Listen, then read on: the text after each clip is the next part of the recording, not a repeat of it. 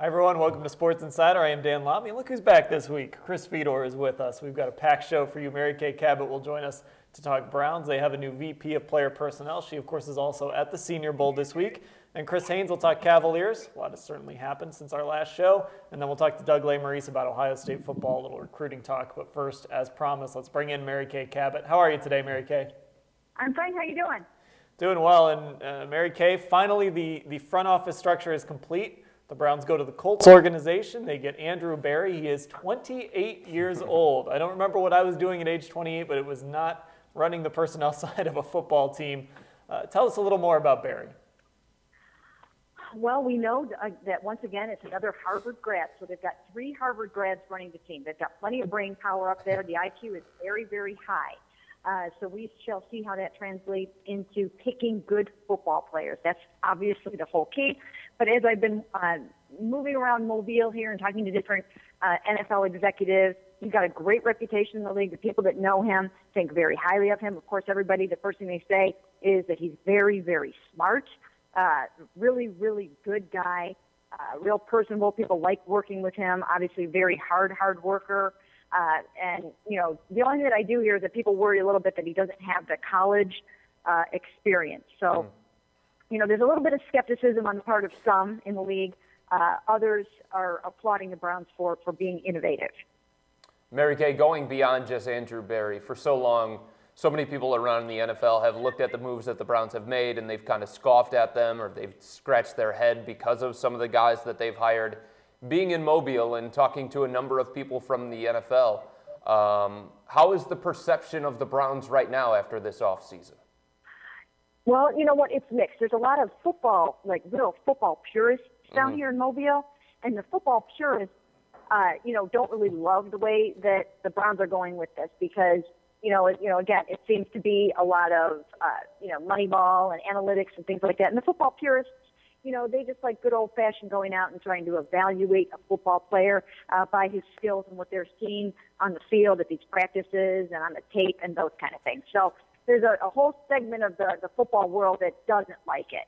There's a lot of other people that really do like what the Browns are doing because they see that, you know, it's different, it's new, it's fresh, it's innovative, and the Browns needed to try something. They needed to drastically alter their approach.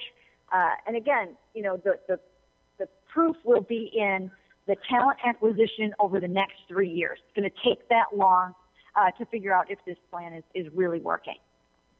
Mary Kay, kind of the interesting dynamic in all of this, too, is all of a sudden you've got your coach. He's kind of the lifer in this situation. He's the football guy who's been around the game since the 80s. These other guys, obviously, not nearly as much football experience as him. What kind of dynamic does that create?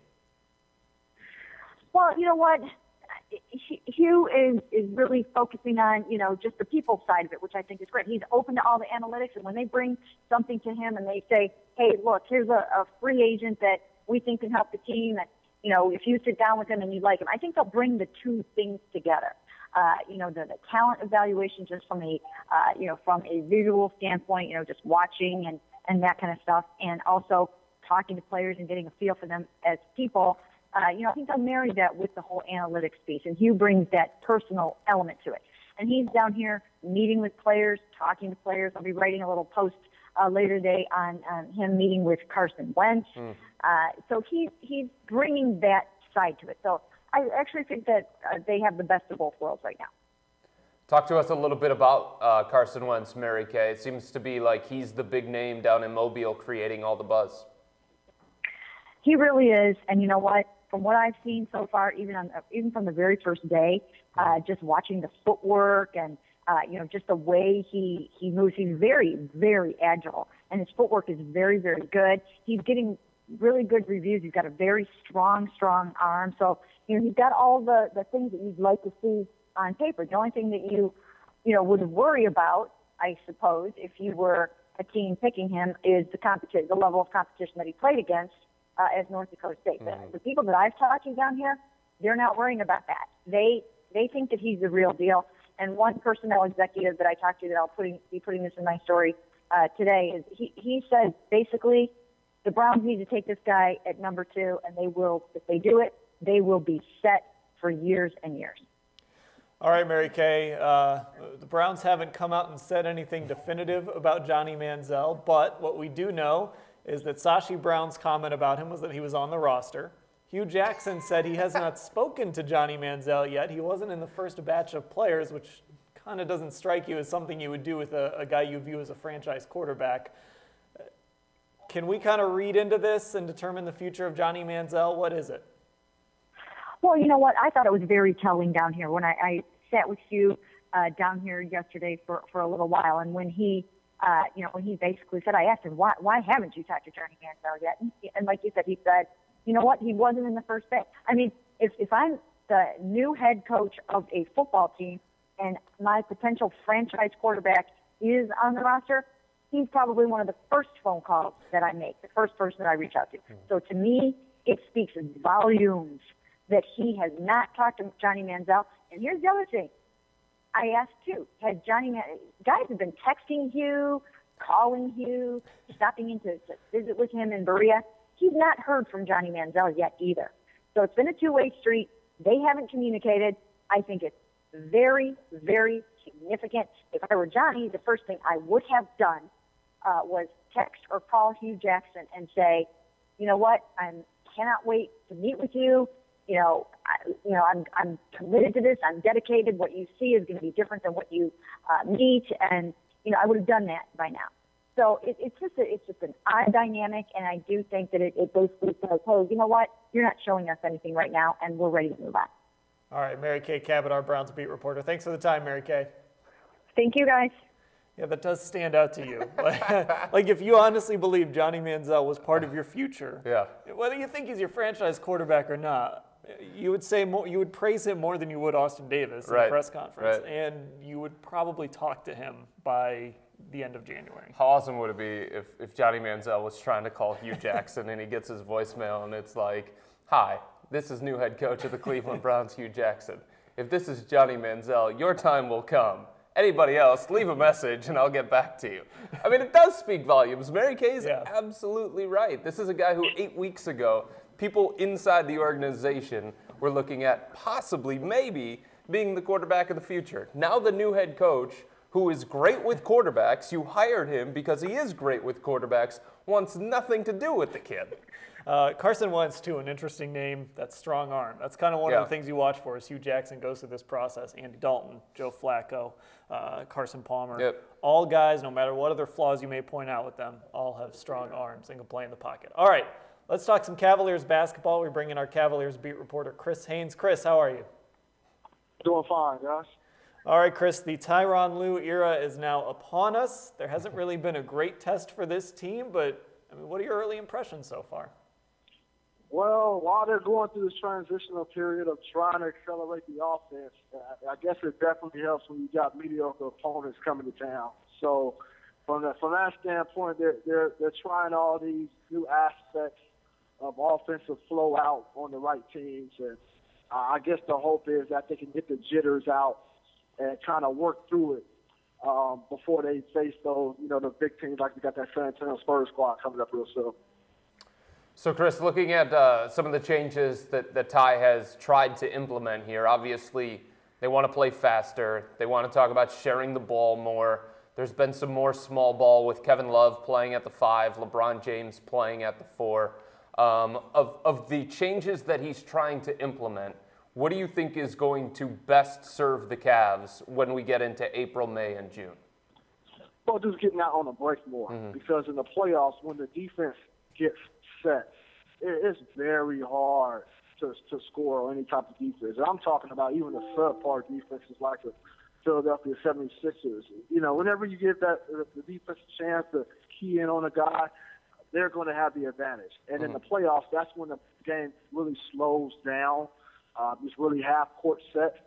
So the more easy buckets the Cavs can get, the better, because they got too many athletes and too many guys that thrive in transition. And I think we've seen it, man. We've seen it for a little bit. You see JR throwing it off the glass, LeBron. You see the 3-on-1, Kyrie to JR. JR throws the lob to LeBron. That stuff should have been happening a lot more in the past. And I think that's what management felt, and that's what Tyronn Lue is trying to implement right now. Because, these these teams, they're expected to go deep into the playoffs, and they're going to have some rigors and tears on their bodies. So to help facilitate that, you need some easy points, and I think that's the best way to do it, getting out in the breaks. Now, of course, something that came out after Lou's first game is that he didn't think his players were in shape enough to play this way. How long do you think it takes for them to actually get where he wants them to be? Well, it's hard. He said it probably takes a couple of weeks. I don't know if he was factoring in the fact that, they don't practice much between games. Mm-hmm. This team in particular, they get probably the least amount of practice in the league because, they're in fear that guys will get hurt during practice. So it's all about body preservation, right now. So I don't know how long it's going to take these guys to get in shape. And guys, you know what? I haven't clearly bought into the fact that they're going to get to the point to where Tyronn Lue wants them to get at as far as pace.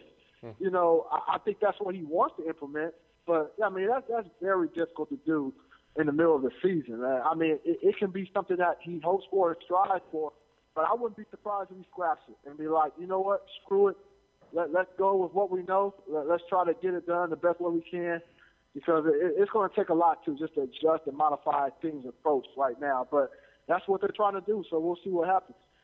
Chris, around this time last year, probably about a few weeks earlier, the Cavs made a couple of trades. LeBron talked about it recently. General Manager David Griffin talked about it recently. They traded for Iman Shumpert, J.R. Smith, Timofey Mozgov. They don't have as many assets going into this year's trade deadline.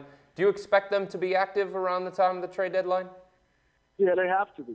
If they want to contend for a championship, they have to be. I'm sorry. I don't care even if they figure out this whole pace thing. Mm-hmm. They don't have enough to beat the Warriors. I don't think they have enough to beat San Antonio. As good as this team is, as much as they're spending in luxury tax dollars, I still don't think they can beat those guys. And so with that being said, I think a move has to be made, and Dan Gilbert has to fork out a lot more. You have the trade exception, worth about $10.5 million. You got Anderson Varejao sitting right there. You may have to even throw Mo in the picture. I know his name has been brought up, but they got to do something. I don't know if they have enough to bring in a key player, but they got to bring in somebody. And so with that being said, yes, I do expect them to be active. Last year, the buzzword around the team was rim protector. That's the thing that they were looking for months, Chris. What do you think it is that they want to add this trade deadline? For a fact, it is a wing player, another 3D player, somebody similar to Iman Shumpert in regards to somebody who can play with pace, get out to the break, create havoc on the defensive end. They need another wing guy to spell LeBron James, Shumpert, those guys. Just add a little bit more toughness. Can they get that guy? I think they do have enough to do it. They might have to need help with a third team to help it out in the cause. But yeah, they're going to be active. They're going to get somebody. I don't think they're going to stand pat. I don't think they can afford to stand pat with all that they have on the line. Chris, looking ahead quickly here, the Spurs on Saturday. What are we watching for in that game? In Detroit, that is. The Spurs game coming up. Okay. Spurs game. I want to see discipline.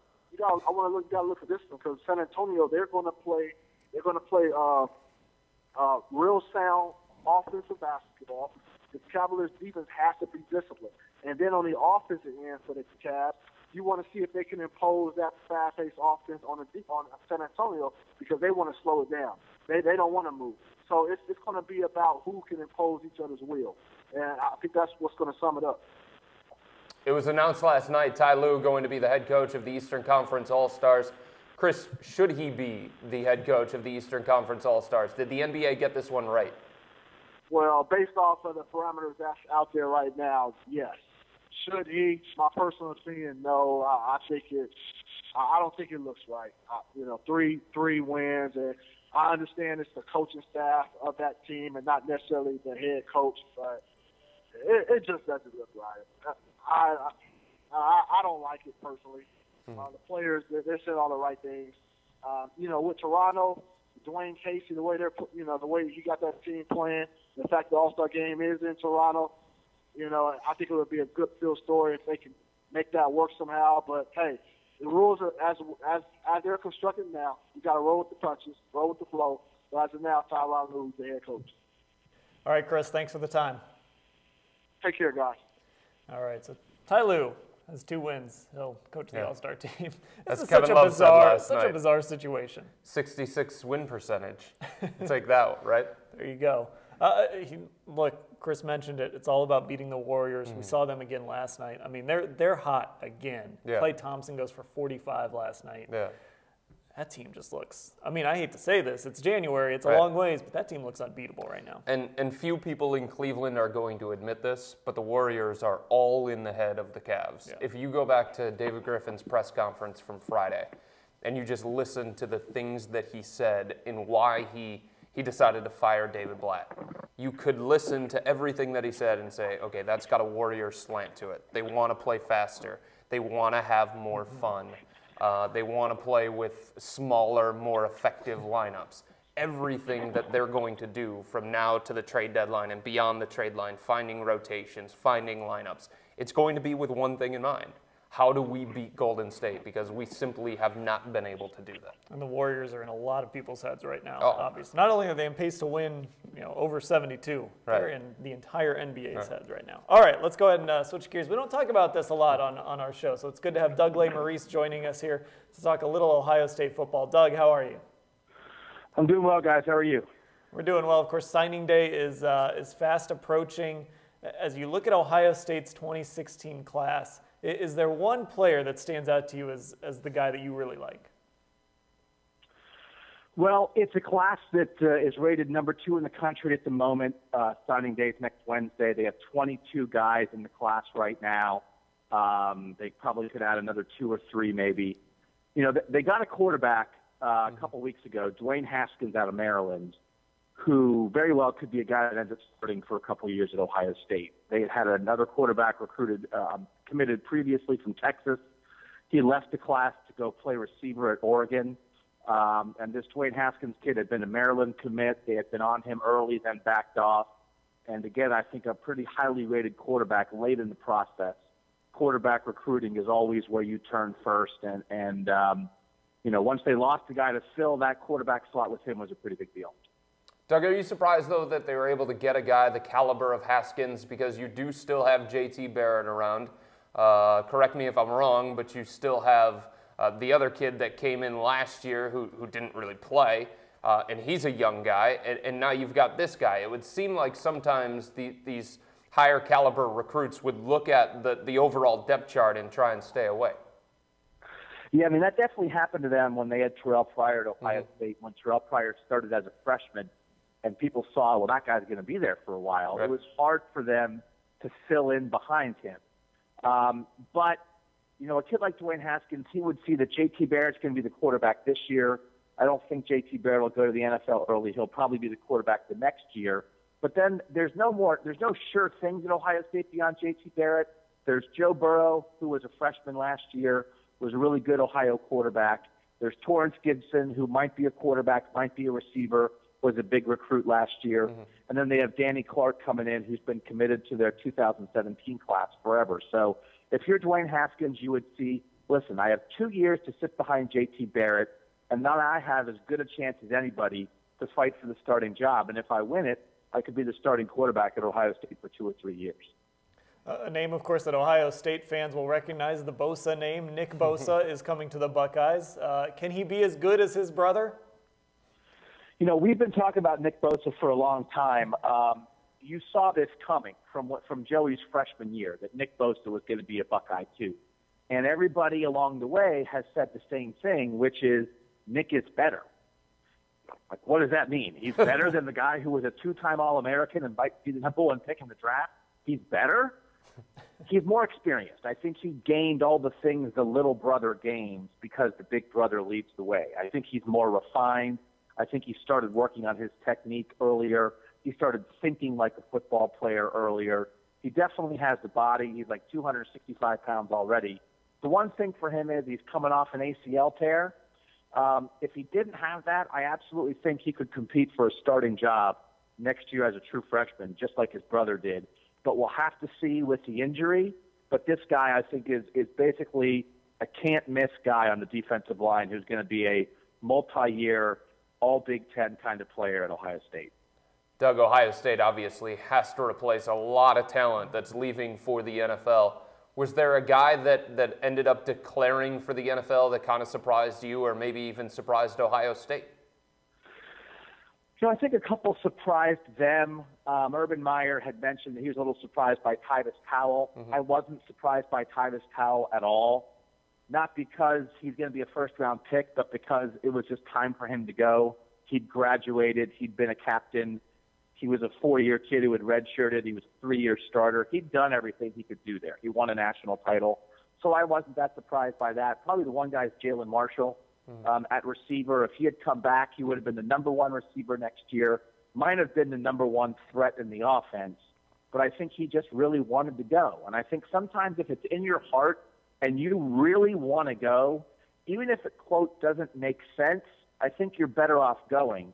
Because if you sort of are forced by other people to come back, I think your heart's not going to be in it. You may only hurt your stock because you're going to be thinking about the NFL the whole time. So if you feel like you got to go, then go. Doug, we can't talk about Ohio State without talking about what Michigan is doing now that Jim Harbaugh is there. And, of course, he's having sleepovers and trying to put together classes that compete with Ohio State. What impact is Jim Harbaugh's presence, now that he's been there a full season, having on Urban Meyer and Ohio State's recruiting? Jim Harbaugh is changing recruiting in the Big Ten. And I think what is happening, the way he's doing that, is that Urban Meyer now has someone who does it like him.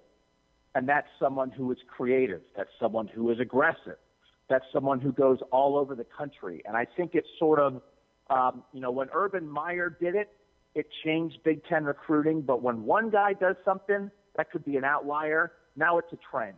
The Big Ten is going to recruit just like everybody else now, with the good and the bad that comes with it. That might be a little more, I don't know if heartless is the right word, but this is a business, man. They're going to get the best players. That might mean kids who thought they were going to be in the class don't end up in the class. So Jim Harbaugh is very creative. He's sleeping over at people's houses. He has satellite camps all over the country. He keeps you on your toes, but what he has done is he has brought the Big Ten with Urban Meyer into the real world of recruiting, just like it is in the SEC and everywhere else. All right, Doug Lesm joining us. I'm most disappointed that we never got to see Jim Harbaugh in like a Michigan onesie. That would have been the pinnacle of recruiting. Thanks for the time, Doug. All right, see you guys. A guy that I know might own a Michigan onesie as well, Bud Shaw. Well, you've probably heard by now that LeBron James is shocked, I tell you, that anybody would ever say he's undermined a head coach. Said LeBron, what do you want me to do? Turn my brain off because I have a huge basketball IQ?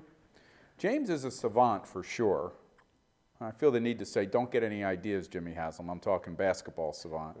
I don't think there's a reason to add him to the Berea mix right now. Look, nobody is suggesting LeBron turn off his brain. If he just uses his head for something other than basketball and storing his ego, he could easily see why his statement about never undermining a head coach seems so ludicrous. John in Avon, not Johnny in Avon, I feel the need to say, says every player has undermined a coach, and that LeBron saying he hasn't is like saying he's never traveled. First off, John, that's a crab step. I thought LeBron made that perfectly clear. Secondly, these same stories don't follow Tim Duncan around the NBA, so not every superstar is called a coach killer. LeBron has changed plays, ignored coaches in timeouts, sulked on the court. It happened with Mike Brown. It's happened with David Blatt. Last spring in Chicago, he overruled Blatt's inbound play, hit the game winner, and then crowed about how he scratched the original play call. Is that undermining? Is that disrespecting? I'd say so, but not according to LeBron. Our next commenter says, clearly LeBron doesn't know the meaning of the word. That said, I think most fans were probably happy he did scratch that play. But what he needed to do was downplay the fact that he did it, not aggrandize himself at the post-game press conference for being smarter than his head coach. Our next commenter says, LeBron is full of himself, just like most Catholic school grads. Okay, hey, are you saying that just because St. Ed grad Chris Fedor has a chosen one, two TOO tattoo on his back? And if so, I guess that's kind of hard to argue. David Blatt and Mike Brown, maybe not coincidentally, were the two coaches who fawned over James the most. They kept saying how lucky they were to be coaching him. LeBron's actions over a long stretch of years said he agreed. But everyone who's coached him would want to do it again given the chance. The Cavs took him back happily. Miami would too. Factory 14 reminds us that David Blatt made $20 million in 2 years and wonders if, quote, you high-end character guys, end quote, want to start a GoFundMe page for the fired head coach. Bottom line, LeBron saying he's never undermined or disrespected a coach makes him delusional. But his talent, and yes, his high IQ, make him something else too. And that's well worth the trouble. Guys? How many coaches, how many bowling coaches did you undermine? That's what I would love to know. That's what we need to know. That's what I would love. None. None? None. I had to fight just to make the team. Are you kidding me? There goes your Catholic school theory right there. I don't know. I just heard rumors on the bowling circuit. Look, man, you were difficult to coach. The story of me making the bowling team is a lot like Rudy. I was written off early. Coach told me not even to show up to tryouts. I gave it a try anyway, and he was forced to take me. That's right. Did you say something like, what do you want to do? What do you want me to do? Turn off my ability to roll strikes? Is that even like a bowling to roll strikes? Yeah, I think I don't know how that works. It's a little shaky. All right, well, that'll do it for Sports Insider. Thanks to Mary Kay Cabot, Chris Haynes, Doug Lesm, and Bud Shaw. For Chris Fedor, I'm Dan Labbe. Thanks for watching.